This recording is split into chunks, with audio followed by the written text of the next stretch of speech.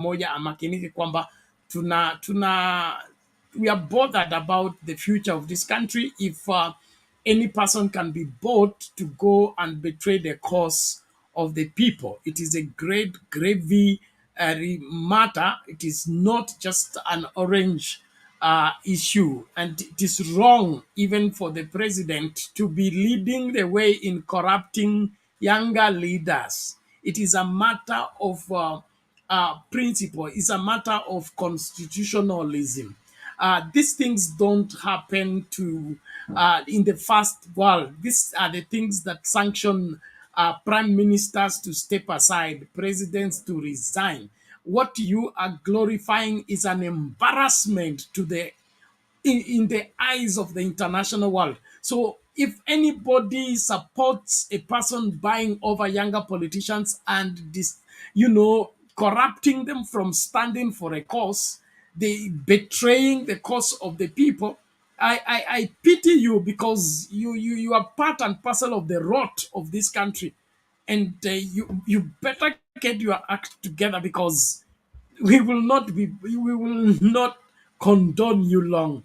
Your future is doomed if you are working on the premise of corrupting others to just make them look like you.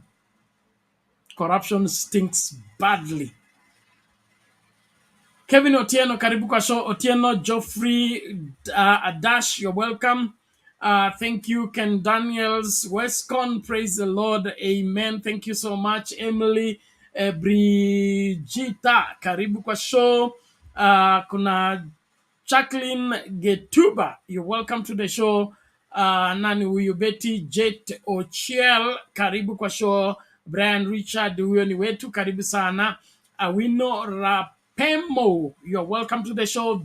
Dennis Odiek, karibu sana. These MPs must face the full force of the law. They can't betray Baba. That is it. We need to get our act together. Mangi Evans, karibu sana. Nani huyu mwingine? Albert Nyangoya, karibu sana. Of course, Linet wa bomba wetu huyo, karibu sana. Richard Kiganga, nani mwingine hapa? Kuna Kavita Boniface, karibu sana. We salute you, thank you so much. Nani ambaye nafungia nje sasa huyu? Okay, twende. Kuna worldwide code. Hiyo ndio gani? Asante sana Emos Otieno. You're welcome to the show. Kuna Lisi, alafu Tum Emmanuel, Ben Musafu. Nani mwingine? Kevin Oduor. Nina nani huyo mwingine nafungia nje? Okay. Nafikiria tutaachia hapo. Kuna Jebon Kipruto, Samuel Nzaki, huyo tumekuwa na yeye. Asante kila moja. Karibu, tafadhali tumia hiyo link, ingia studio tukaanze kujadili masuala haya kwa kina. Betrayal in the city. Kuna watu wanacheza karibu na baba, alafu wanakwenda breakfast kwa William Ruto. Hii ni tabia mbaya, na historia inaonyesha kwamba watu wote ambao walihujumu matakwa na azimio la Wakenya waliishia mahali pabaya kisiasa na kimaisha.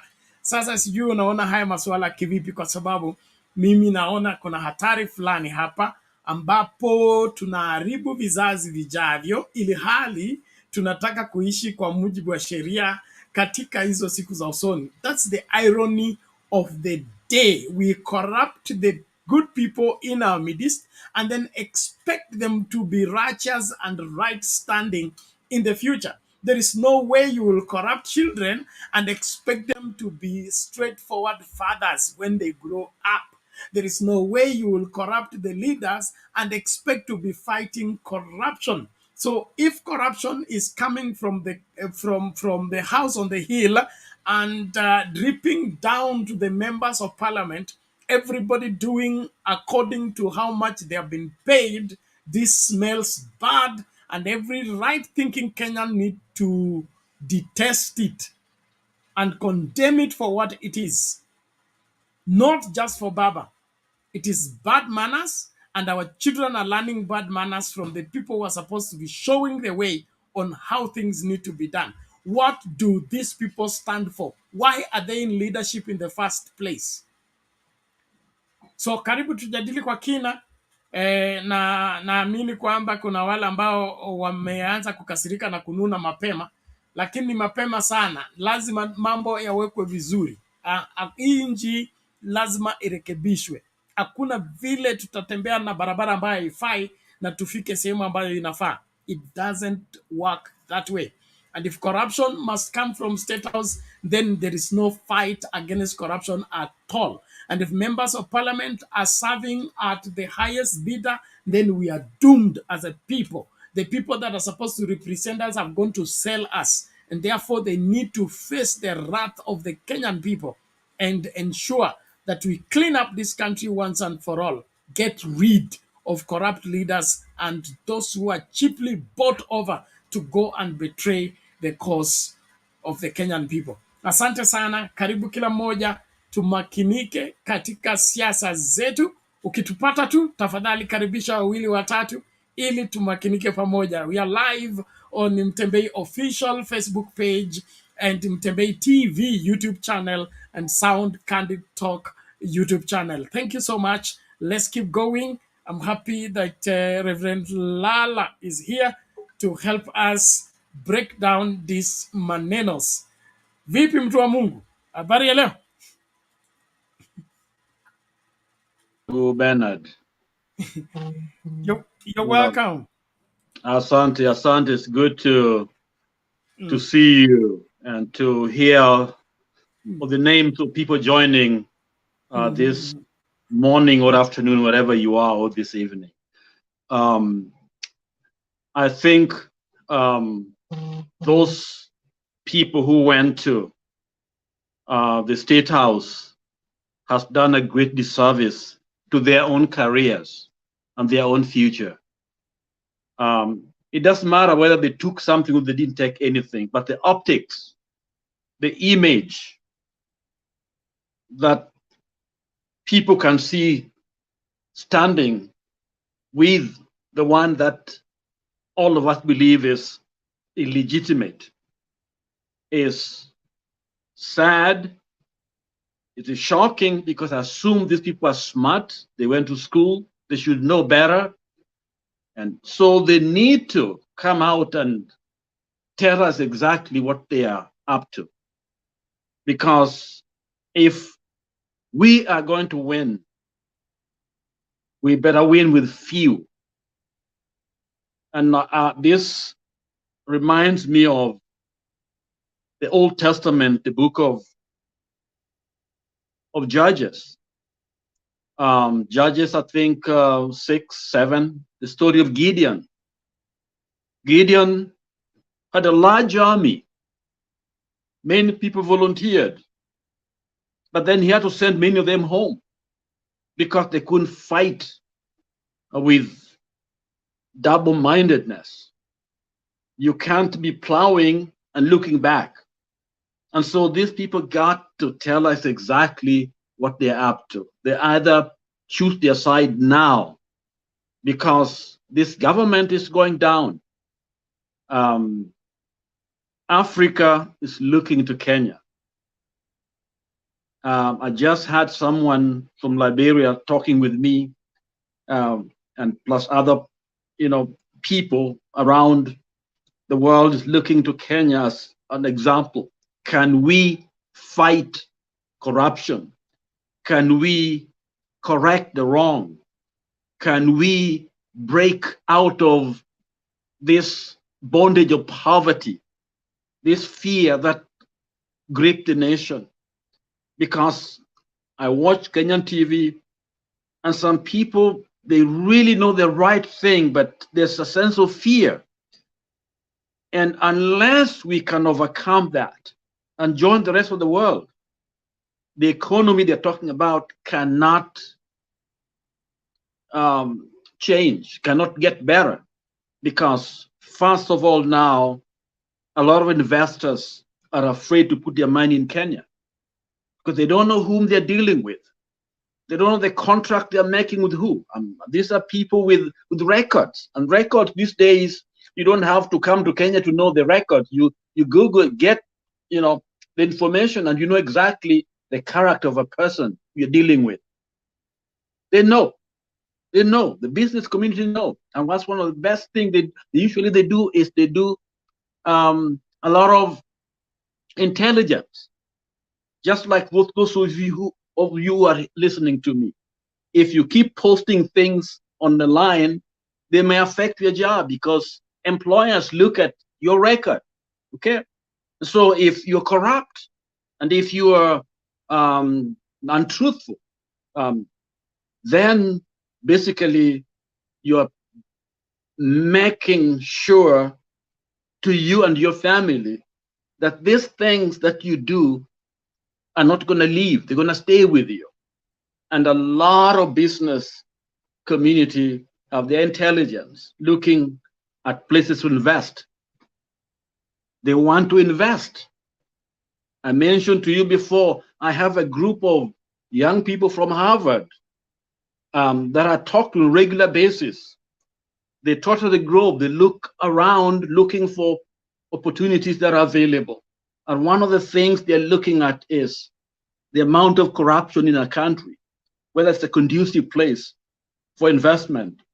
One of the young men I talked to, in my team I talked to, is advising Ambani, one of the richest Indian guy. Okay.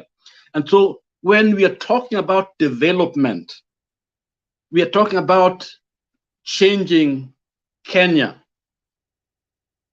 Right now, what your government has in store cannot change anything on the ground because they don't have any credibility to negotiate a meaningful, whether it's a loan, they're going to get it at a very high interest, which means that Kenya cannot produce anything to sell outside at a competitive price.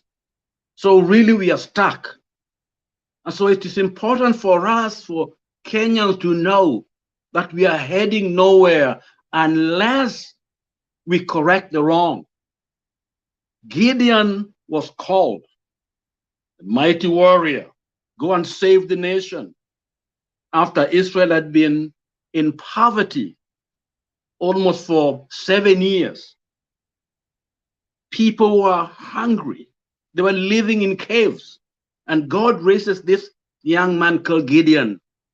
But the first thing he had to do was to clean his home. His father was a worshiper of Baal. So he had to do it. We cannot grow. We cannot win battles. We cannot do mighty things unless we correct this election thing. It is the seed, is the bondage. It is what stops us from developing. Young men and women, you will have no jobs unless we have a clean home. Gideon could not be the general until he went back home, returned home, made sure that Baal altar has been destroyed, and the bulls and others have been removed so that the country can have the blessing of God. There's a curse on our land due to corruption and stealing that is going on. And God is telling us to clean it, and we can do it if we stand together, not visiting the State House to go and get, I'm told, 50, whatever money they get. I don't know how much that's true, but that is blood money. We must stand together. And that is, I call it blood money because it's most likely from that 500 million, which has been borrowed. And that we are the collateral. We are the ones whose lives, whose families and children put as collateral. Okay? So we owe that money. But it's done nothing so far. We don't have, and it can't do anything. It's money to be used to buy loyalty. And so, my fellow Kenyans, my fellow brothers and sisters, we must say no. no to theft, no to evil, because evil, if it's not exorcised, if it's not got rid of, then we are stuck. We are heading Somalia way, we are heading Haiti way, because the institutions right now are collapsing. They are collapsing. Right now, all those cases we knew before this election, they have been dropped. No explanation. People that were corrupt, they are no longer, they are ministers, they're CEOs, and they're holding, and they are the one talking about taxes, people to pay taxes. What a double standard. And so, as Kenyans who love our country very much, and based on the whistleblower, was very clear that Kenyans are one. Kenyans are united. It's only these Kwanzaa guys who are dividing us, creating a scenario that this tribe doesn't like this tribe. But Kenyans, based on that election result, Kenyans are one. 8.1 voted for Okay, Baba. okay, sir. Okay? Make it brief. Make it brief. It's Okay, just okay. introductory, sir. Okay, introduction. Okay, this is I'm Lala, and I'm here, and I'm happy to see all of you, and thank you guys for standing in, for truth and righteousness. Okay, thank you. Thank you, sir. We appreciate that. A good start, and we look forward to engaging further, even as time continues. We are looking at the people around Baba. Are they genuine or ingenuine? And then the current scenario of somebody going to parliament on a particular ticket, he gets into parliament, then he accepts to be bought over. When that is turned into a culture, do we still have our democratic boundaries and our democratic tenets? Are we not defeating the whole purpose of democracy? And if everybody is there for who can buy and who can sell, are we preserving this country or we are setting it up for failure? The Kenya Kwanza government has zero plan and zero approach towards fighting corruption. In fact, in my opinion, they are leading in corruption from top to bottom. Now, if we allow this to go unchallenged, will we still have a country thereafter? I pity the people on the comment section, and I keep asking, why can't UDA sustain their own channel and do their thing there?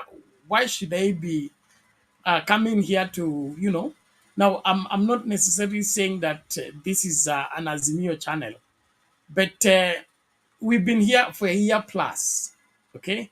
We were here when nobody was here. We were here when everybody was here. And the only thing we have gotten from UDA, there was a UDA TV that resurfaced once, twice, and then it disappeared. So you can't sustain a YouTube channel. You can't sustain UDA party. You can't do grassroots elections. I don't know if you have even UDA office anywhere in this country. And then you keep here wanting to advise us on how to run ODM. ODM has been here from 2005 to date. It's been sustained. It's been through elections. It's been through a grassroots elections. It's been through by-elections. It's been through all manner of testing. So which grounds do you have to advise you ODM when UDA is hardly, a party?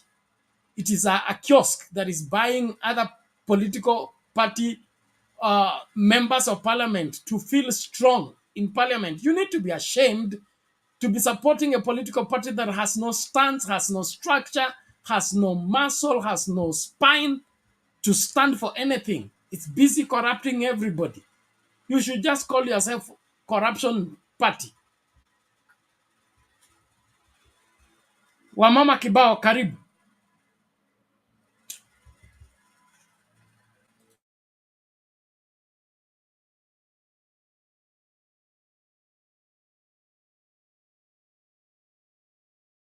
Inaonekana mama kibao ameshikika. Okay, tumsikilize Nancy tukisonga tafadhali. Oh, sorry. Wacha Nancy aongee, nitaongea baadaye. Sorry. Okay, asante. Thank you. Okay. Hello. Yeah, I'll just introduce short. Briefly. Today I'm not happy after what I saw in the State House.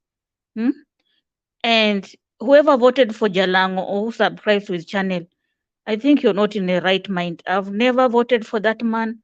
I've never subscribed to him because he's just after his stomach, Anyone who's not faithful to his wife, how can he be faithful to you? So you've been listening to, you've had all his scandals. You've had all his scandals about women. Have you ever had any scandal about Baba? Have you ever had any scandal about Babu? Have you ever had any scandal about Uhuru? No. But Ruto has a lot of children out of wedlock and a lot of scandals. Those people who cannot even be faithful to their wives cannot be faithful to anyone. Whoever voted for that man is a fool. I've never voted for them, Bahati and all those socialites. They just come there for clout chasing. That's all. Let me just stop there first. Thank you. Okay, thank you. Thank you. We understand, Nancy, where you're coming from, and let's not blanketly judge people. We have kuna watu na kuna viatu wanasema hivyo duniani, so kuna wale ambao ni viatu, wengine ni watu, lakini Mungu atatusaidia. Kenyan 254 anasema, before you talk about supporting UDA, talk about ODM MPs who are at status. I'm telling you, ODM has been here from 2005. The strongest party in this country. You can't compare it to UDA. That's why UDA, you cannot sustain our YouTube channel. That's why you keep intruding everywhere and interfering with the people's conversation, dropping your propaganda everywhere. That's my take. You also cannot even sustain a line of thought. Please, usijaribu kutuchanganya hapa. Mimi ni chuma ya samani, nimekuwa hapa tangu siku ya kwanza, so tafadhali usijaribu kufikiria kwamba unaweza nichanganya. Napenda watu wa kweli, napenda watu wale wanasimamia ukweli. Okay? Na ni makosa mkubwa wa UDA kununua wabunge wa vyama vingine. It is an evil, it is corruption, and it should be condemned. It's unconstitutional. You do this in the first world, you resign as a president. I don't know why you people think that it is a holy thing for a president to be buying members of parliament from other political parties. It is unethical, it's unconstitutional, and it needs to be condemned. Alafu nyinyi mnasherekea. So mtu akisha corrupt vijana, kwanza kucorrupt vijana, what are you doing? You are sending your corruption into the future. That means this country will never get rid of corruption, because when young people get in parliament through the right means, they reach there, they get corrupted. And then they become the future leaders. They will perpetuate corruption. And we are suffering from corruption right now as a country. And then you're telling me that you're celebrating somebody who is corrupt and leading in corruption from the front. Let's get serious as a people. Thank you. Wamama, karibu tafadhali. Good evening, good morning, and good maybe midday, if, wherever you are. Thank you very much, Leo 10, and I'm a very unhappy woman. But I'll say something. I am not scared. I'm not surprised at all, because we know who Ruto is. One, this is a government which has got a minority. Secondly, he is a corrupt man, and everybody knows he's corrupt. So he's showing himself. He is the one who is Ruto. Ruto is corrupt. His government is corrupt. From Ruto to the vice, to anybody else, all the ministers, all the PSs, everybody has got a scandal. So whatever he has done today It's not something actually somebody can say, I'm surprised he did that, because this is who he is. First and foremost thing, he is a minority, so he's trying to buy and corrupting everything so that he can look like he is the you know the government that is in power and is in power in the correct way. But we know he's not, and we are taking him out of there because he's a minority. A government is a government who has not been elected, and we know that. So, Jarango, I knew exactly the day on Sunday when we were looking for him and he was nowhere to be found. I knew he was up to something. And we are not also shocked. I'll tell you something. All those people wanted to go, they can go. And there is one person who said, if your friend or somebody who is close to you wanted to go, please let them go. Because that shows that that person has never been with you. Those are snakes inside. And in fact, let them go, because they are the people who are taking whatever we are planning, whatever Baba is planning, whatever every committee in the Azimio is planning, and will be taking there. One thing we have realized is that they are with the Baba during the day, and at night they are going to Ruto at the State House. So let them go. I'm not shocked about that, but we are strong. The fact is, we are going to amend, we are going to go there, we are going to take him out, and there is nothing, whether he can buy everybody else, we are going to take him there. In fact, if it's not taking him there, this country is going to be divided. Full stop. Thank you very much. You'll come back. Asante sana wamama kibao mbele. Asante sana, tunashukuru kwa maoni yako na mchango wako. Msimamo mkali, lakini ndio hivyo hivyo, lazima turekebishe masuala. Chuma kama imepinda, msimamo atanirekebisha hapo. Hawezi kuipapasa mpaka ikanyooka. Unaipeleka mahali panaitwa panel beating, na ichemshwe sawa sawa, ikiwa moto ndio nyundo iangukie ndio inyooke. So kuna masuala ambayo hayawezi kushughulikia kwa njia nyingine. Lazima tuwe na msimamo mkali na turekebishe ambacho kinakwenda mrama. Viongozi haswa vijana wanaokubali kununuliwa, wanauza destiny zao, hatima zao, na watasipata tena. Ndiposa nimechagua hiyo heading, the curse of betraying Raila Odinga to William Ruto. It's a curse, okay? And that curse is proven historically. Where is Ababu Namwamba? He was a firebrand in this country.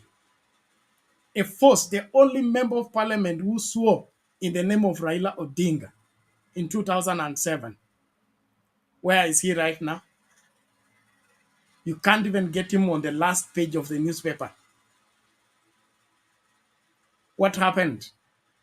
It's a curse. So all these people who think they can dance around Baba and still go around and betray, and they think they are hurting Baba, they are selling their destiny, and they will never be anything.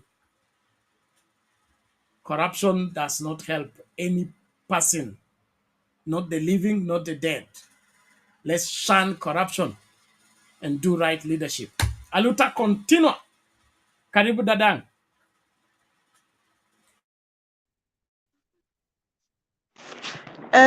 Asante sana Bernard. Habari zenu?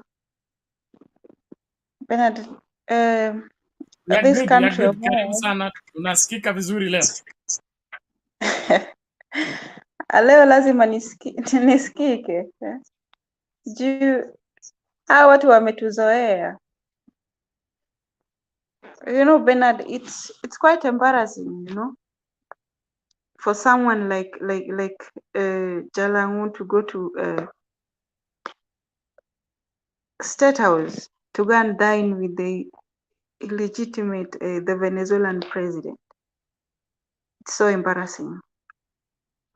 And these people, they should not take us for a ride, just like Wamama Kibaumbele said. I was just wondering, where was Jalango in Kamukunji when he was being called? No wonder he could not be found. He just showed us whatever, that was a sign, you know. And whoever wants to go, they should go as early as yesterday.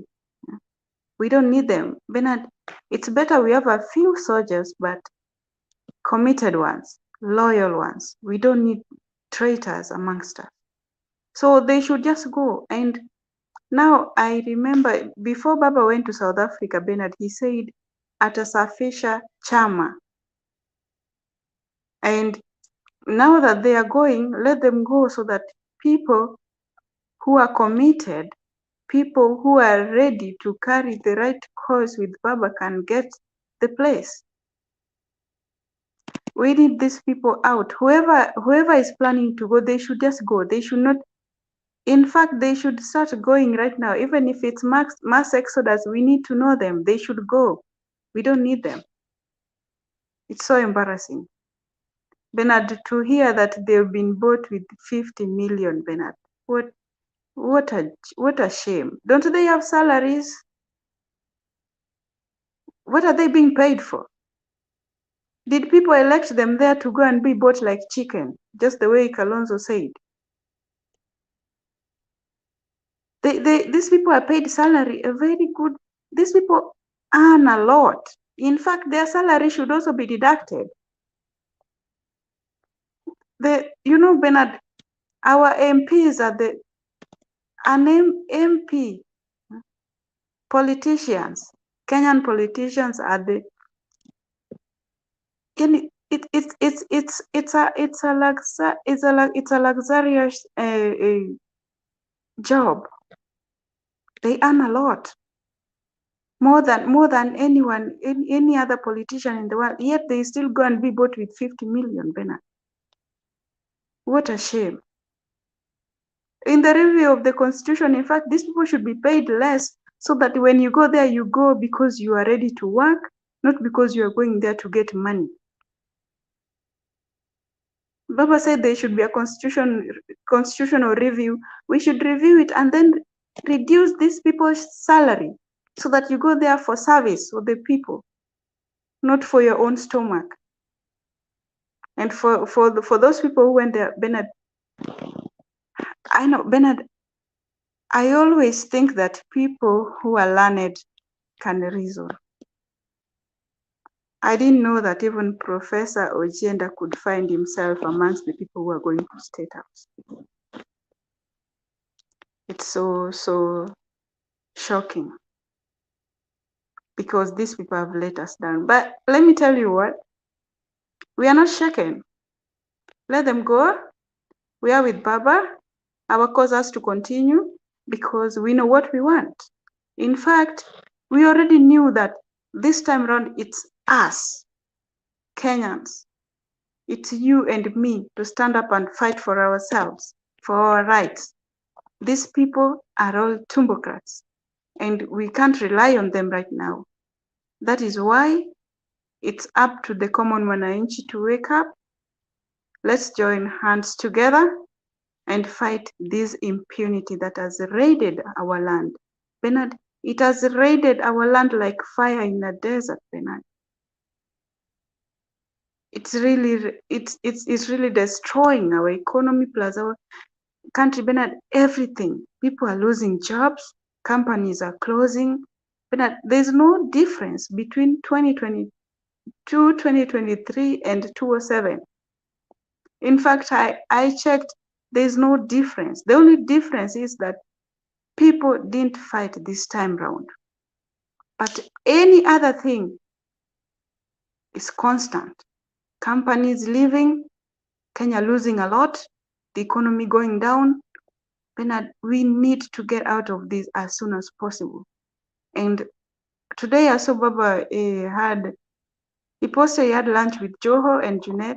Bernard, we need all those loyal soldiers, whoever is ready to come, Bernard. This time around is us fighting for ourselves. And we need to get there as soon as possible before our country goes down the drain. And then I had something like Vavinya said Baba should not go to Machakos. I don't know whether it's true or it's just propaganda, but in case she said that, she should know that the people whom Baba the people that are going to be met there in Machakos have the power. The people has not said that Baba should not go there. So she should keep that to herself. We don't need anyone's lecture this time around, Bernard. Hatutaki na hatutatambua.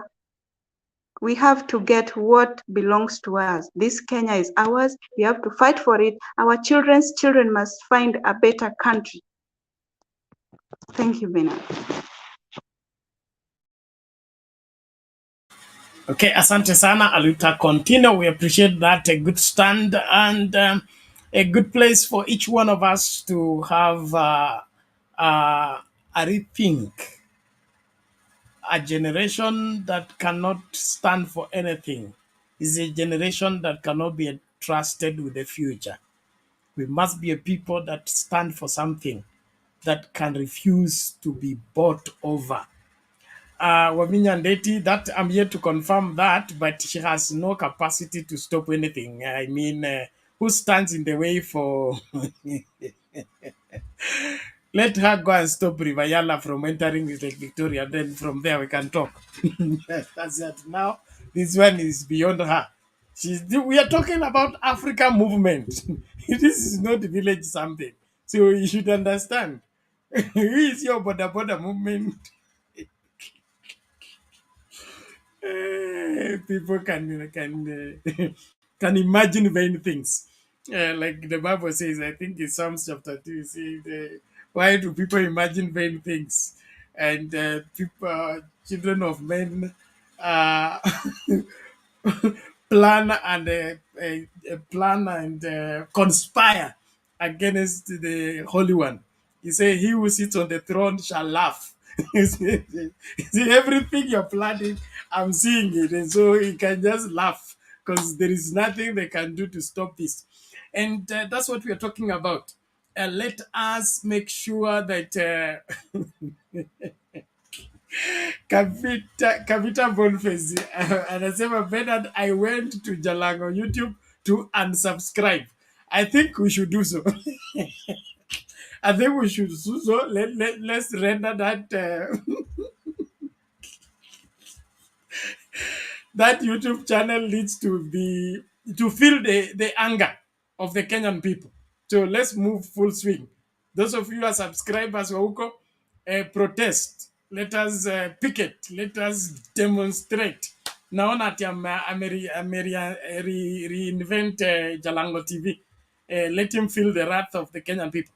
Yes, Aluta, continue before to let him smile mbio mbio.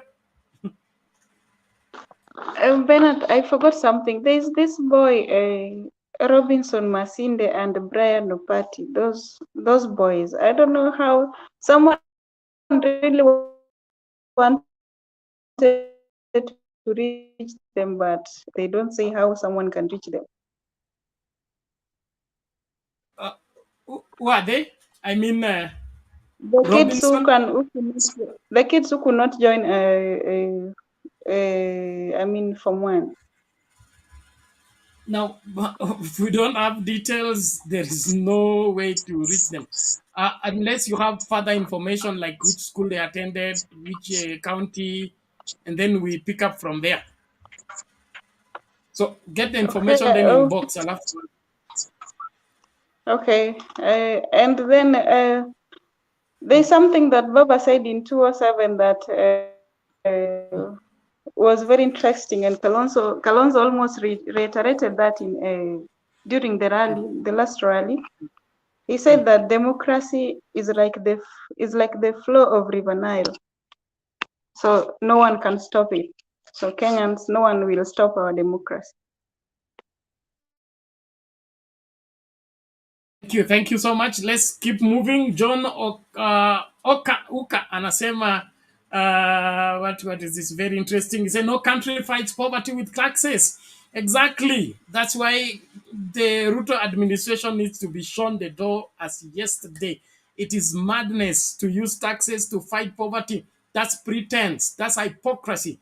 If you're not multiplying the bread, it doesn't matter how many people you're taxing. The bread will still not be sufficient to feed the people. Multiply the bread.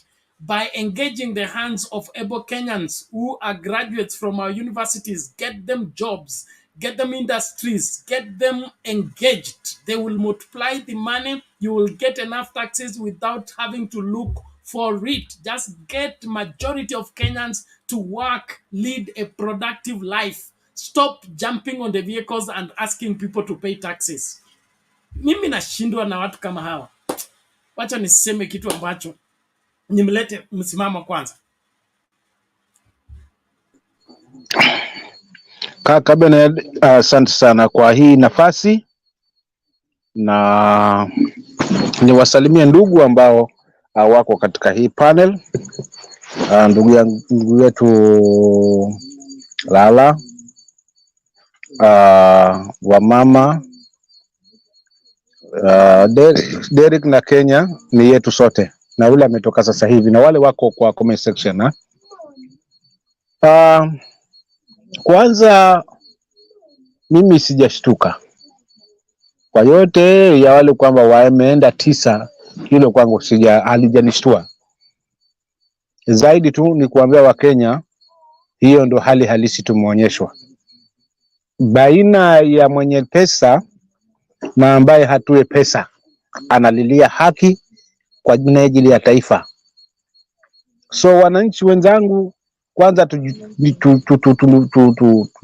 tusifadhaike wala tusibabaishwe na hivi hii sarakasi. Kwa sababu gani Bernard? Baada ya kupata hizi habari kuzifuatilia, mimi kwenye akili yangu nimevuta vitu 4. Kwa nini afanye hivi huyu jamaa? Ilikuwa swali la kwanza kujiuliza. Kwa nini Ruto afanye hivi? Jambo la kwanza nikagundua, kwanza anataka kumuonyesha Raila Odinga yeye ni rais na anaweza fanya chochote. Kwa hiyo ni kama kumjibu, endelea na maandamano, endelea na mikutano yako, lakini si lolote kwangu. Kwa hiyo nataka kuonyesha. Jambo la pili, alikuwa anatafuta mwanya na jinsi ya kuweka sura yake Nyanza wakati wa mazishi ya mwenda zake Magoha, kwa maana pale patakuwa na Uhuru, yeye atakuwa pale, na huenda baba akawa pale na yeye wako pale, kukutana kwao kwa mara ya kwanza. Kwa maana hiyo plani yake ambayo ameiweka pale ni kuhakikisha kwanza atapata mapokezi na pia na kisingizio cha sauti itakomwezesha kuiweka pale kwamba kama mimi sitambuliki kwa rais. Nashukuru wale wanazungumza ile, lakini nashukuru natambulika, maana niko na ndugu zangu 9 nilikaa nao juzi kwa mkutano, na nilikuja hapa kwenu, magavana wenu wote wananisupport, wabunge wenu hata nilichukua 9 juzi. Kwa hivyo yule ambaye hanitambue, je, mimi ni rais ama si rais? Yani ni vitu kama naviweka katika hali kama hiyo, mtazamo wangu tu wa uchache wangu wa elimu na usomi wangu uchache. Hiyo ndo picha ya pili nimeivuta, kwamba anatafuta jinsi ya kwenda kupata sauti na kupata mwaliko na jinsi ya mapokezi katika mazishi ya mwenda zake weekend hii. Hiyo ndo njama ya pili. Ya kwanza nimezungumzia nikasema ni pesa, kuonyeshana pesa. Una maneno matamu kweli, lakini huhongi baba. Kwa hiyo mimi wacha nifanye yangu, nikuonyeshe mimi ni nani. Kwa wenye njaa hawa kina Jalango, ambao sijui ndugu yangu Jalango atanjaa wapi, kwa sababu hao wenzake wanaingia ni awamu wa pili. Ukifuata story zao, wao wameingia katika ile unge ni mara pili wanamaliza. Haya, na huyu anayeanza naye na kajiunga kwenye kimavi namna hii, ila wacha tu nimwachie yeye na mahesabu yake. Lakini kwa kweli huyu kashapoteza mwelekeo. Madamu katawalewa na tamaa na amejionyesha hivi, basi watu walang'ata, huyu si kiongozi, huyu anaongozwa na tumbo lake tu. Ila tu la tatu ambalo nimelifikiria katika akili ya bwana Ruto, kwa nini afanye hivi? Kwanza ni kuhakikisha kwanza amemnyamazisha kwa ule mkutano unaoelekea Jumamosi na ni Jumapili kule Machakos, kwa sababu watu hawatajitokeza, watafikiria tu ikiwa tu kwenye ngome tu ya Raila hasa wabunge wamemuhama, na sisi Wakamba huku halikuwa anaweza waita hata na wao pia wabunge wa kule akakaa nao hiyo siku na watakwenda hapo. Mnipate vizuri pia katika uchache wangu wa usomi na elimu na akili yangu vyenye imenituma, yani hiyo propeller na hiyo mashini ya akili na vyenye nimeivuta hii picha katika huu jamaa ambaye ni dikteta na wa Kenya hatuna bahati. Hata tukifurahikia wale wengi wanaofurahikia na wale wengi ambao hawafurahiki, tukumbuke sote shida mmoja tu hapa.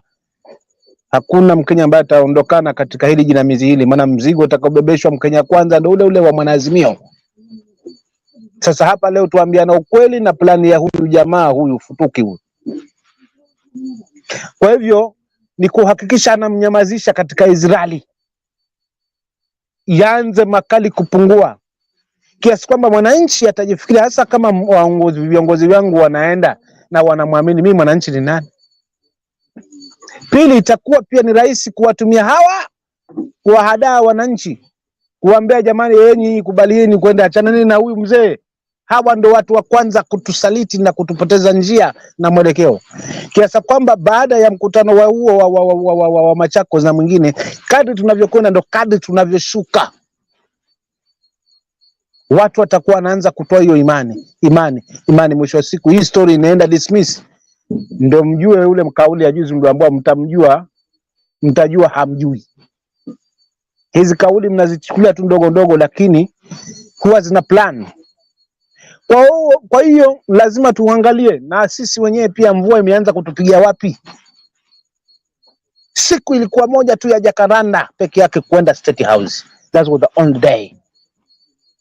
Haya masuala ya mikutano mingi ni kumpa adui wako kujipanga, na atajipanga zaidi. Kwa Wakenya wazalendo na pamoja na mzee wetu ambaye tunaamini hakika hata kama hawa watamfanyia madhila gani, wenye kumwasi watamwasi, tena atabaki na vichwa si wengine, ni sisi wa Kenya na wale wachache viongozi ambao hakika wataona ule mzigo unabebeshwa mwananchi na plani ya hii serikali ambayo ipo, ambao haina haja na mwananchi. Haja yake ni kujionyesha wako kwa mamlaka na wana uwezo kufanya kila ambacho wanakihisi kwamba kwa sawa. So hakuna haja tena ya hii mikutano secretariat na hiyo kampani wanaopanga, tuachanani kabisa. Sasa hivi ni kupangwa mkutano wa hadhara wa haraka, watu waondoke waingie State House, tutoane hii. Maana tukisema tunazunguka Kenya nzima mpaka tumalize, hawa watu watakuwa wamechoka Bernard, wacha nikwambie kweli. Na watakuwa wamedangaika na propaganda hii itakuwa imeenea, itaonekana haina maana hii mikutano. Hii itachafuliwa kiasi kwamba wananchi wataanza kushusha imani zao. Kwa hivyo madamu imefika hapa kwa kuweza kununua wabunge kinyume na sheria, wabunge ambao si wake, abunge wa mwenzake, maana huyu alikuwa na wabunge wachache taingia hiyo uchaguzi, akanunua wanene wa haraka kujaza pengo lake, na ameendelea na hii desturi mpaka muda huu. Kwa hiyo tushaanza kuwajua wabunge wa kweli na kina nani, ili tuendapo katika uchaguzi tutakuwa tushajijua hizi nyoyo hizi kwamba zinaongozwa na tamaa. Wananchi tuweni macho, Kenya ni yetu. Hawa ni viongozi tumewaajiri tangia kwa rais mpaka kwa MCA. Tumewapa ajira, maana walikuja katika mashinani hapa kutuomba kura. Lazima watupe heshima. Na heshima hii lazima tuionyeshe sisi wananchi kwa kusema nomo mikutano. Sasa hivi ni kupangwa mkutano mmoja na watu kuendelea kwa huo mkutano na watu kuingia State House. Nomo. Tusiwape nafasi. Nitaachia tu pale kwanza Bernard, nisije nikapandisha munkari nikayapoteza malengo na maana, lakini nibilize kwa kusema hivi, mkono ulioteguka kama unataka kunyosha, basi ukiwa na imani kwamba unapaka paka na kupapasa alafu unapaka rope, utapona huo mkono, lakini wakati ukipona utakuwa umepinda. Ukitaka kunyosha mkono ulioteguka vizuri, hapo palipomia pafinye, lakini na kupakunja na kuvuta hivi na kupeleka hivi, mwisho wa siku mkono huo ukija ukipona unapona kabisa, unarudi hali yake ya kawaida. Hakuna kubembeleza hapa tena. Hawa tumewajua, sio kabla wananchi waharibiwa na propaganda na uongo. Tujipange mapema. Asanteni, wachani kwa mia pale nisipoteze mada, lakini hiyo ndo akili ya bwana Ruto. Thank you, asante msimamo. Tunashukuru sana kwa hoja hiyo, na tunaamini kwamba habari imefika na Wakenya wako ready kufanya kile wanapaswa kufanya kuokoa nchi yao. Nashukuru kwa kuwa tuko hapa kuhakikisha kwamba hakuna Mkenya anapotoshwa. Naamini pia mipangilio ipo, na unajua ukidili na mtu ambaye sio mkweli, mtu ambaye sio straightforward, wanasema mtego wa panya washika waliomo na wasiokuwemo. So hapa kuna kitu ambacho kinaendelea ambacho ni muhimu kishughulikiwe, ili hata tunapoingia na serikali mpya unajua utachukua serikali mpya alafu uingize wale wachawi hapo ndani, wale wao wakora hapo ndani, tena hao ndio wataleta kizaza. Unakumbuka serikali ya Kibaki ilikuja on zero tolerance to corruption, and Kenyans were the most optimistic people on earth that particular time. But it did not take long before they knew that although people came in new, they came with their old character, Anglo-leasing pap, and Kibaki's agenda went to the dogs. And so I believe some of these exposés are supposed to help us chart the way forward, understanding kuna watu wa kutegemewa na kuna watu wa kununuliwa. Na watu wa kununuliwa ni watu ambao wanapaswa kulaaniwa, wasitumike kama mifano kwa watoto wetu, kwa sababu nchi hii inahitaji uongozi wa ukweli. Vijana wetu waamini kwamba njia nyoofu inatengeneza maisha ambayo ni bora. Hizi mikato zinaharibu maisha mengi. We need to get our country deal rightly. Without it dealing rightly, we are risking the future. How do you corrupt your son-in-law and expect him to take care of your daughter after they are married? I mean, what kind of a father-in-law would you be? You want to corrupt your son-in-law and then say, hand him your daughter to take care. It doesn't work. So what William Ruto is doing is a proof that he's the father of corruption, and he wants to corrupt everybody so that he runs a country that is corrupt. Then corruption will become legal.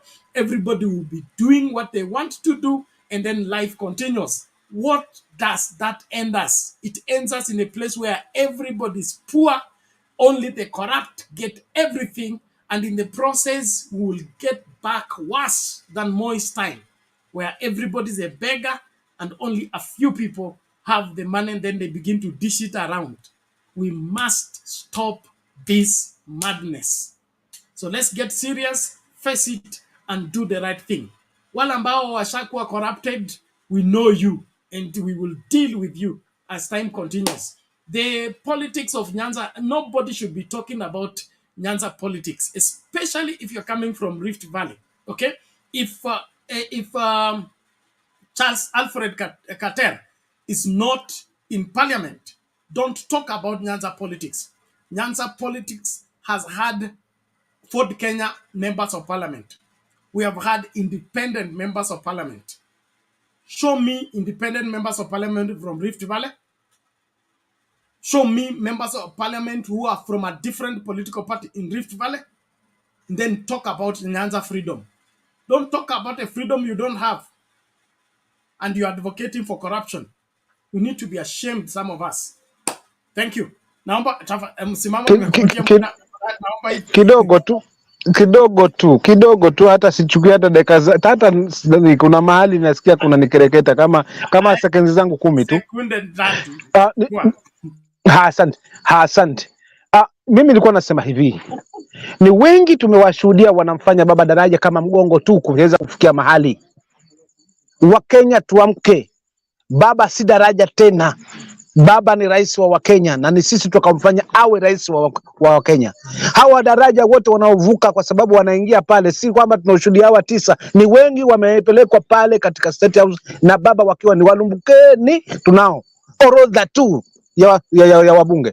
Kwa hivyo hili tukatishe tamaa, tubadilishe msimamo wetu, tubaki na msimamo kama ndugu yenu msimamo. Asante.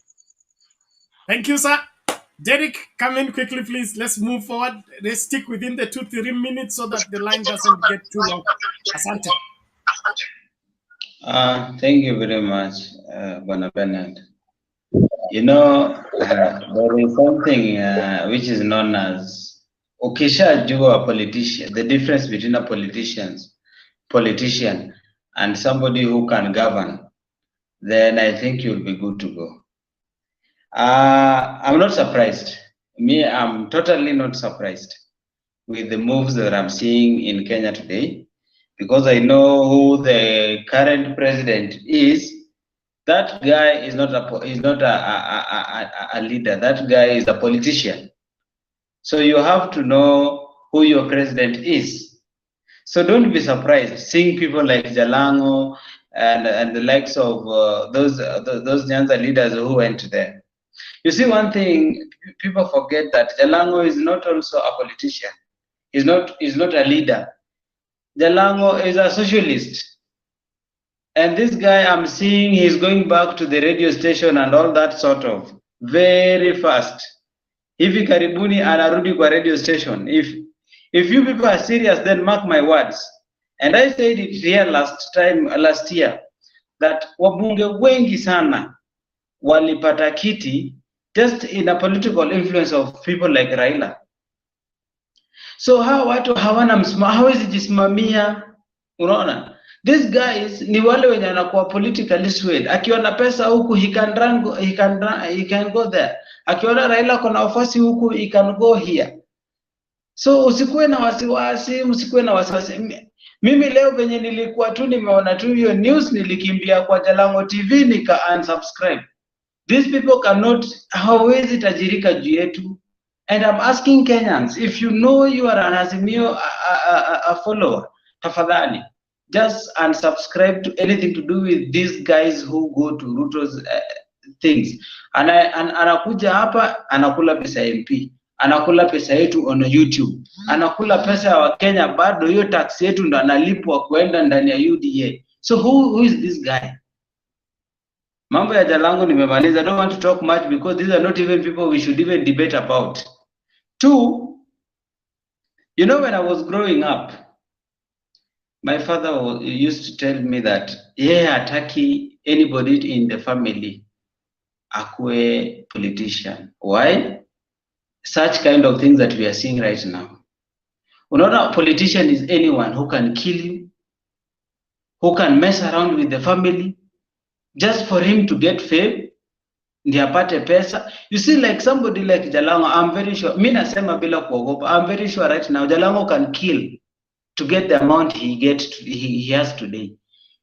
Tofauti ya kuua leo, tofauti ya Jalango kuua Raila leo na kuchukua hiyo pesa ni nini? Ameua Raila. In fact, I'm saying Jalas hana asante, and that's why I was saying sisi wa Kenya hatuna asante.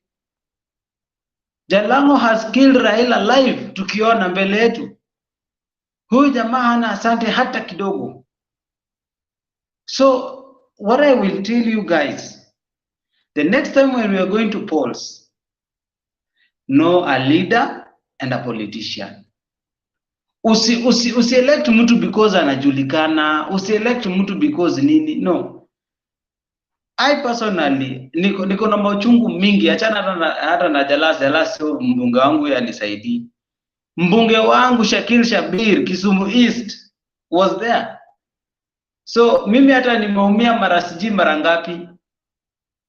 So you can see what we are talking about. And this guy hata sijui alienda aje, alitumia mbinu gani through that independent nini akapata huko. But I want to cut the story short and say, what has happened today has shocked Kenyans. And these are what we said here in the morning, that these guys knew what was happening. Most of the things that Raila walikuwa napanga, and that's why unaona Ruto anakuwa mbele. Unashangaa Ruto anakuwa mbele yetu kwa nini? Because Raila akipanga, maybe hiyo usiku Ruto anaambiwa. So unapata Ruto anafanya vitu mbele, hata wewe unashtuka, what is happening? Like you see, akina Jalango kwenda leo, ilikuwa sasa washalipua, wamejulikana, so they had to do what they are supposed to do. Jana Nuru Okanga na Calvin walikuja wakatuambia live something is happening inside ODM house, but now you've seen it. You've seen it. Actually in the morning nilisema I'm supporting these guys. Why? Because I knew such kind of things will come to happen, and they're happening. Sasa tusikue na wari, tusiogope. What I know, Raila is always counter-attacking everything that is happening in Kenya. At least mimi nimeona hajaongea, but kuna kamove amefanya that is also going to give us a hope. Umeona ameleta Joho na ameleta Junet na ameleta, so Raila I think knows what is happening. Because hajaongea, lakini kuna kavitendo amefanya hapa that is showing us he knows what is going on. But then lastly, as I'm finishing, I would only say that if Raila would hear what we are saying right now, mi naomba hata hizi mkutano anaenda kuzunguka Kenya, at least achukue kama ni counties 5 zenye zinashika regions. Kama ni Western aende kwa county moja yenye inashika Western mzima. Kama ni Nyanza aende kwa county moja inashika Nyanza mzima. We want something to be acted on very fast. The more we are strategizing, they are strategizing ahead of us. People like Mbadi, I'm very sure hao ni watu wa kwenda. Hao ni watu washanunuliwa. Time ya kutoka tu ndilibaki. Akina Wavinya Ndeti hao wali-elect na siji wipe. Hao walienda kitambo. These people, I'm not going to lie to you. Wavinya Ndeti was found in a room with somebody from UDA.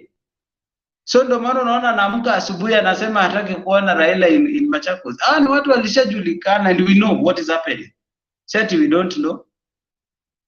So don't be surprised. You are going to see more inaitwa nini? Watu kutoka mtaona wengi sana. Wengi bado wako. And if, I can even surprise you right now with one person. Wengi wataenda. So msiogope. Asante. Okay, thank you, Derek. We appreciate that. Twists and turns in politics as Kenyan people are shocked at the turn of events where people you trust today turn into your enemies or your adversaries. Somebody you keep close to yourself yet is working for your opponent right under your nose. It is about time Kenyan people began to tell themselves the truth about this great country. But what I push for as an individual and corporately, I believe we need to get back to being truthful. We need to get back to honesty being the best policy in life. We are going too much in the south. We may never find our way back to the north. So let's try and stop this corruption before it swallows us up. Kenya ni yetu wote. Karibu.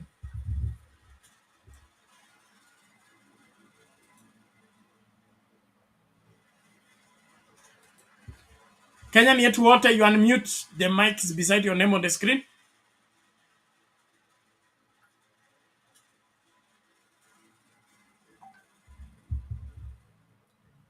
We can't hear you. You must unmute first. Unmute. The mic is on the side of your screen, on your name on the screen. Oh, sawa. Nimeona. Unanipata hapo? Hapo sawa. Vipi lakini? Mimi niko mzima, nashukuru Mungu. Mimi kwanza acha niseme mimi ni diehard member wa ODM since 2007. Wakati walikuwa samani Peter sio zamu yako tafadhali. Ni zamu ya okay. Kenya ni yetu wote. Nimeona amenyamaza nikasema acha subiri tafadhali. Kenya endelea. Unanisikia? Tunakupata, endelea. Asante sana. Pole, ilikuwa inanisumbua kidogo. Nashukuru sana Bernard. Yes. Wacha mimi niseme kitu moja wenzangu. Hii watu kuenda State House isipatie mtu yoyote tumbo choto. Mimi kile ambaye najua Raila ni engineer. Na Raila aende kawa alichua mbele kuliko hata sisi. So mimi hao watu 9 na waona kama tone. Msione hao watu 9 wameenda ati wameenda na wale watu waliwapigia kura. Hakuna. Kwanza kuna mtu anasema hapa alienda kwa Jalango. Mimi niliingia kwa Jalango nikatoka hiyo YouTube nikatoka. Na tulikuwa watu 10 tulitoka. Kwa sababu ile mkutano ya Kibra Jalango hakuongoja hiyo mkutano ishe. Aliyeitwa aongee akawa ametoka mapema. Kwa hivyo hawa ni wale watu walikuwa wanakuja pale kama spies. Tulikuwa na wachua mapema. So kila kitu mimi naweza sema hii mpango wa Raila tafadhali. Tusiseme ati Raila amechelewa. Kumbuka ile notice alipeana ya wiki 2 pale tukiwa Chakaranda.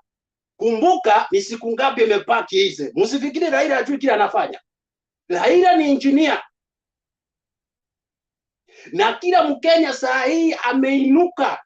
Na kwanza hao watu 9 wameenda State House tena wameongeza namba imeenda juu ya kufuata Raila. Raila ni Wakenya wale wakawaita wanamfuata wacha mambo ya MP. Hawa ni kasia wanaenda kutafuta pesa. Na Jalango kama ananisikia mahali hako sasa wacha mambo ya MP. Hata akirudi MCA hawezi ona Lang'ata.